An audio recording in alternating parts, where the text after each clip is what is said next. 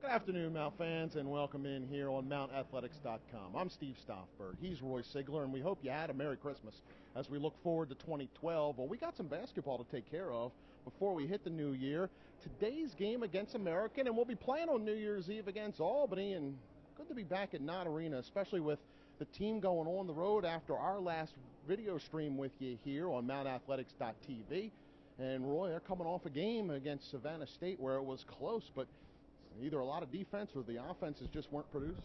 Yeah, their last two games they scored 43 against Penn State and 41 against Savannah, and you've got to be doing a lot of other things really good to win games with that kind of point production. Very true, and we saw that against Loyola as well, that the points, we're trying to figure out where they come from. Well, Roy, we've seen this team put the points up on the board in certain games.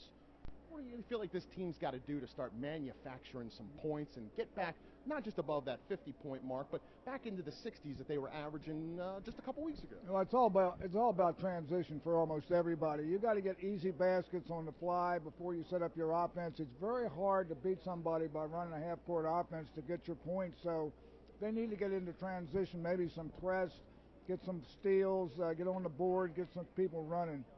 All right, well, you know, of course, Julian Norfleet still leading the way on the point scoring, but Julian's been nursing a few things right now, as a bunch of the guys are. And, you know, against this American team, they're going to have to not just find some points, but, of course, crash those boards. And that's one big positive we're seeing with both Danny Thompson and even Raven Barber with his production this year. Yeah, they're about even. Both teams are American and Mount St. Mary's are averaging about 30 rebounds a game. The biggest statistic that's out of whack is Mount has turned the ball over 192 times this year, and American, having played two more games than we have, they've only turned it over 152. So turnovers is a big problem, too, for the Mount that they got to take care of. And got to take care of this guy. Charles Hinkle, this guy's got numbers. He's put up for this American team that's 8-5 coming into this one.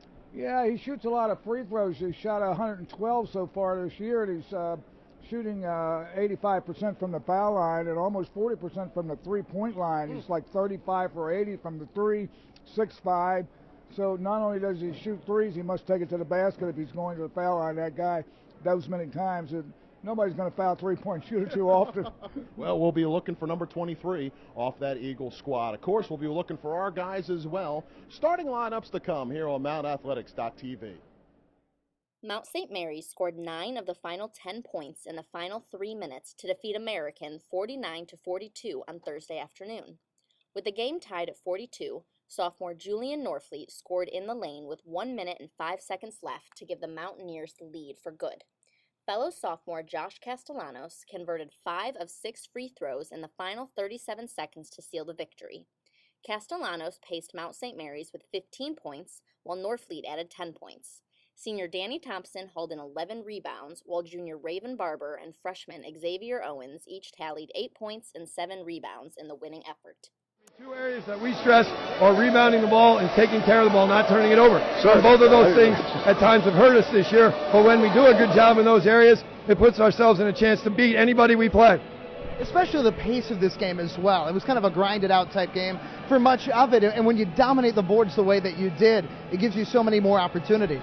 Yeah, Coach Jones likes it in a grind out style, and they got us in that style, but we're okay with that. We can grind it out with people, and just really proud of the guys. Tell us about guard Josh Castellanos, who will be with us here in just a moment. And Josh, he had to make some big free throws down the stretch and came through. I thought Josh did a great job. I don't know his numbers, but I thought he really ran our team. And Josh and I have, been trying to figure it all out, how we're going to make this team win and going back and forth. And I thought today he really made his team win. And then obviously he made the shots down the stretch to extend the lead and seal the victory. Well, congratulations, Coach, and best of luck in a few days against Albany. Thanks a lot. Appreciate it. And now we're joined here with one of the stars of today's game, and Josh Castellanos. And Josh, down the stretch, you're counted on. You handle the ball so often, and here it is, the ball's in your hand. How exciting were those free throws to put this game away? Oh, they were really exciting. I mean, we work on those every day in practice. After practice, extra work on my own. So, I mean, it's what you want. It's what you work for. All the extra hard work, that's what it's for. So I was really excited to get that moment.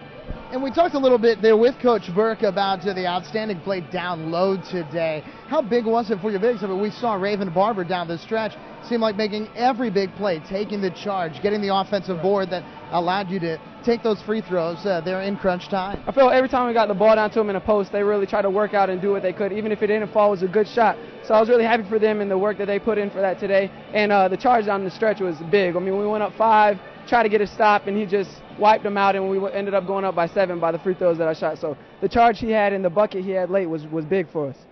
And for this team, obviously, you guys are looking to get over the hump. How big is a game like today against a team that's been in the tournament multiple times in the last few years in American to make that statement as you guys head into the crux of your schedule? I think any win for us right now would have been big. So, I mean, even all those things you said was even better. But just to get a win is great, and we're all excited. Well, congratulations, and once again, best of luck against Albany in just a few days. Thank you.